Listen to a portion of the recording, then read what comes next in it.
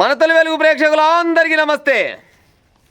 ఇక చూడురి, మంత్రించిన చింతిత్తుల కంట కిలకు ₹1,00,000 అంట. అచ్చరాల చింతగింజలకు ₹1,00,000 కిలంట. ఊర్లలో కూడా పోతే అడవుల చింతపై ఇప్పుడు ఆల్రెడీ ఎండాకాలం చింతలు దుప్పుతారు చాలామంది. అంటే ఈ మధ్య కాలంలో అక్కడక్కడ చింతిత్తులు కొంతామని వస్తువులు చాలామంది వస్తారు. కానీ గతంలో అయితే ఈ చింతిత్తులను దేగినోడే లేడు. మా కాలంలో అయితే కాల్చుకొని తినేది, లేకపోతే కాల్చినాక నానబెట్టుకొని తినేది, కమ్మగా అనిపించేది. ఈ కాలం పొరగాలకు ఆ చింతిత్తులు అంటే ఏందో కూడా తెలియదు, అవి తింటారా పారేస్తారో కూడా తెలియదు. కానీ గీన కాలం మాత్రం కిలకు ₹1,00,000 పలుకుతుందంట. ఎంత పెద్ద దందంటావు, మనగాని దంద పెట్టిండి వీడి కష్టాలు కూడా. పవిత్రమైన తేనె కిలకు 9 లక్షలు అంట. అబ్బర కొడుక, పవిత్రమైన తేనె అంట, ఉత్త తేనె కాదు, పవిత్రమైన తేనె. మరి పవిత్రమైన తేనె అయితే మరి ఇటు భూమి మీద కాట ఆకాశం కాకుండా మధ్యలో చేసుకొస్తుంది వస్తున్నాయి అయిరా. పవిత్రమైన తేనెకు కిలకు ₹9 లక్షల. 150కి పైగా మహిళలపై అత్యాచారమా? అసలు సంగతి ఇది. 150 మంది మహిళల పైన అత్యాచారం చేసిందంట ఈ మోతవారి. చూడుది, నిజంగా కూడా అంటేనేమో భద్రం అనదంటే నా నోరే ఊకోదు. ఒకరు కాకుంటే ఒకరికన్నా కళ్ళు తెరిచి మరి ఏమక్కరకపోతున్నావు, ఏం కథ, మరి ఈడు సాయమా, బాబా, దొంగ, లంగ, ఓళ్ళకి అనుమానం రాకుండా వచ్చినా. 150 మంది మోసపోయినట్ట. 150 మంది మహిళల పైన అత్యాచారం చేసిండట ఈడు. చూడురు కథ. ఈ సోటి పాడుకోవాళ్ళకి ఎందుకు రాకుండా వచ్చు, రోగాలు పాడుగాను. 150 మందితోటి గిట్టకి అత్యాచారం చేసినాక మహారాష్ట్రలో దొంగస్వామి అశోక్ కారత్ అంట. దారుణాలు బయటపెట్టిన వీడియోలు.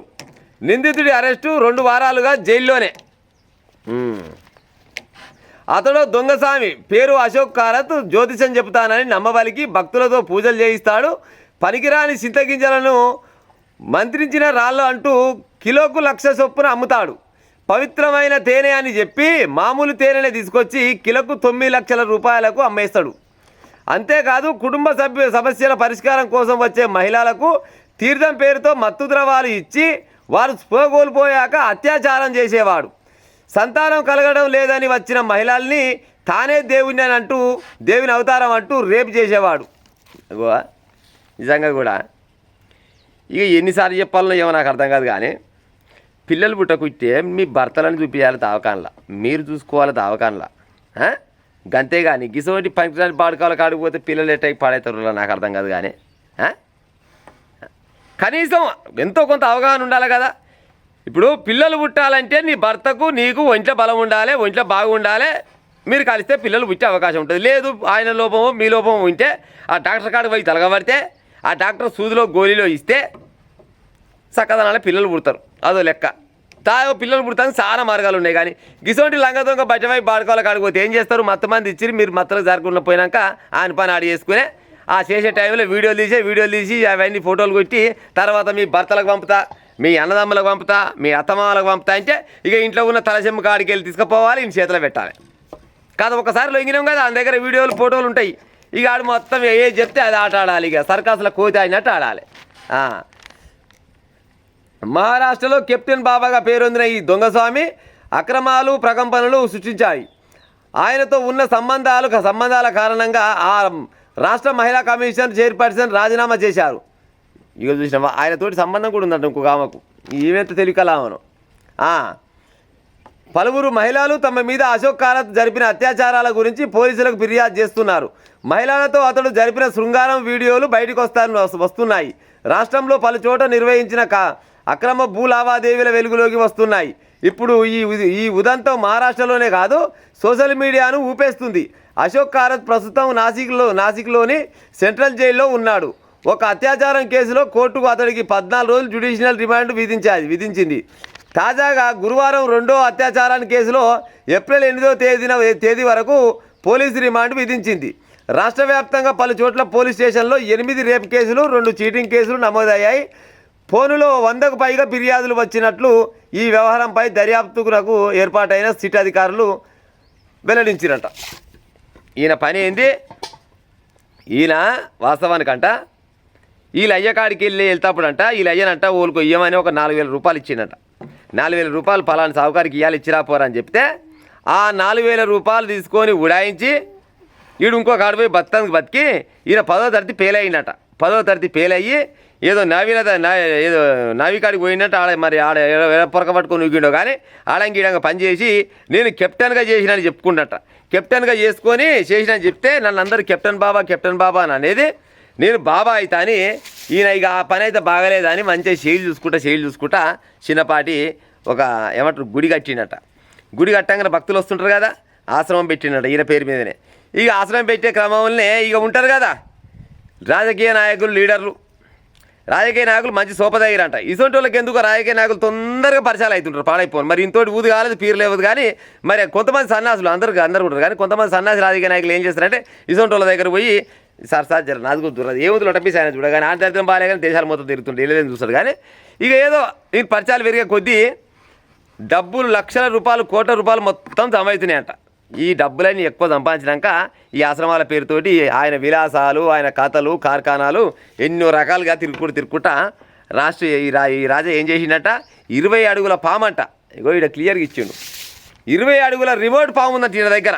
రిమోట్ కంట్రోల్ తోటి పామును అక్కడిక్కడ కదులుపంగానే పాము కదులుతుంది చూస్తారా అనగానే ఈ ఎడ్డి గొర్రెల లెక్క జనాలు అంతా పోయి ఓ దేవుడో పాము కదులుతుంది, పాము నాశనం అయిపోయిన అలా బ్యాటరీ సెల్లులు వేసిరి రిమోట్ తోటి వస్తే కదలకుంటే ఏం చేస్తుంది ఇలా. 20 అడుగుల రిమోట్ పాము. అశోక్ కారత్ కార్యాలయం నుంచి పలు పైలట్ స్వాధీనం చేసుకున్న సిట్ అధికారులు అక్కడ రిమోట్తో నడిచే ఓ 20 అడుగుల బొమ్మ పామును చూసి ఆశ్చర్యపోయారు. ఆ బొమ్మను అశోక్ కారత్ నిజమైన పాముగా భక్తులను నమ్మించి రిమోట్తో కదిలించేవాడని వెల్లడైంది. అశోక్ కారత్ భారీగా ఆస్తులు సంపాదించినట్లు పోలీసుల దర్యాప్తులో తెలిసింది. ఆ అక్రమ సొమ్మును జమ చేయడానికి 2 సహకార పరపతుల సంఘాల్లో వివిధ పేర్లతో 130కి పైగా ఖాతాలు తెరిచినట్టు పోలీసు అధికారులు చెప్పారు. కొన్ని ఖాతాలు మహారాష్ట్ర మహిళా కమిషనర్ చైర్పర్సన్ రూపాలి పేరు చెకాన్కర్ పేరున కూడా ఉన్నాయి. అంటే ఈమె కానీ శోభతున్నట్టుంది, అందుకోసం ఆమె పేరు మీద ఉన్నాయి. అశోక్ కారత్ ఆయన భార్య కల్పనలపైన నమోదైన మరో కేసు అహల్యానగర్ జిల్లా పోలీసులు విచారణలో జరిపినప్పుడు మరిన్ని ఆస్తుల సమాచారాలు వెలుగులోకి వచ్చింది. కల్పన ప్రస్తుతం పరారీలో ఉండడంతో ఆమె విదేశాలకు పారిపోకుండా లుకౌట్ నోటీసులు జారీ చేశారు. అశోక్ కారత్ వ్యవహారం మహారాష్ట్రలో సంచలనం రేపింది. ఇది అమెరికాలోని ఎన్స్టీవ్ ఫైల్ల కేసు కంటే దారుణమైందని శివసేన ఎంపీ ఆలో నీలో చెప్తారు. ఇక నిన్నమన్న దాకా ఎవరు సపోర్ట్ చేయరు కానీ వీళ్ళందరూ సపోర్ట్ చేస్తారు. కానీ నిన్నమన్న దాకా ఇసుంటలు అంతా అనిపోయి దాని దగ్గర పోయి కాలేలు మొక్కొచ్చిలో ఉంటారు. నిజంగా 150 మందికి పైన అత్యాచారం చేసిందంటే ఒక్కరికన్నా కూడా కళ్ళు తెరవకుండా వస్తుంది. ఎంత ఎట్ట బయటపడ్డదంటే ఈయన ఆశ్రమంలోనే పనిచేసే ఒక ఎంప్లాయ్ అంట, ఈయన మీద డౌట్ వచ్చిందట. డౌట్ వచ్చి ఈడేమో చేస్తుండే అనుకొని ఈడు పెట్టిన సీసీ కెమెరాలు కాకుండా ఆడొక సీసీ కెమెరా పెట్టినట. సీసీ కెమెరా పెట్టి ఏం చేస్తుండే ఏం కాదు చూద్దామని ఆ సీసీ కెమెరా తర్వాత ఓపెన్ చేసి చూస్తే ఈయన కాడికి పోగానే అదేదో వెనకడికి ఒక సినిమా వచ్చిండే సాంబయ్య సినిమా అని, శ్రీహరిది బాగుంటుంది సినిమా. అందులో కస్టమ్స్ కృష్ణ అనే వేషం వేసిండి వీడు మొత్తం. ఏమైనా ఆడోళ్ళు రాగానే వాళ్ళకు పూజలు చేపియాలి, తానాలు చేపియాలి, మంచిగా పట్టుబస్త్రాలు కట్టియాలి, పూలు పెట్టాలి, పనులు చేతులు పెట్టాలి. ఇక లోపలికి వారి మీకు పూజ చేస్తామనగానే ఈయన పూజ లేదు, లొటపీసి లేదు. ఇచ్చే ఏమంటారు ఆ తీర్థ ప్రసాదాలల్లో ఇంత మొత్తం మంది కలిపి వాళ్ళ మత్తలో జారుకొని పోగానే ఈయన ముఠా మొత్తం కలిసి వాళ్ళ పైన అత్యాచారం చేసుడు. వాళ్ళ తర్వాత వీడియోలు మొత్తం రికార్డ్ చేసి వీళ్ళ భార్యలకు, వీళ్ళ భర్తలకు, వీళ్ళ పిల్లలకు, వీళ్ళ దగ్గరలకు పంపి బ్లాక్మెయిల్ చేసి కోట్ల రూపాయలు కమాంచుకుంటారంట. సింతిత్తులకు ₹1,00,000 అంటే ఎట్ట తినొచ్చు ఈ జనాలు పాడైపోను.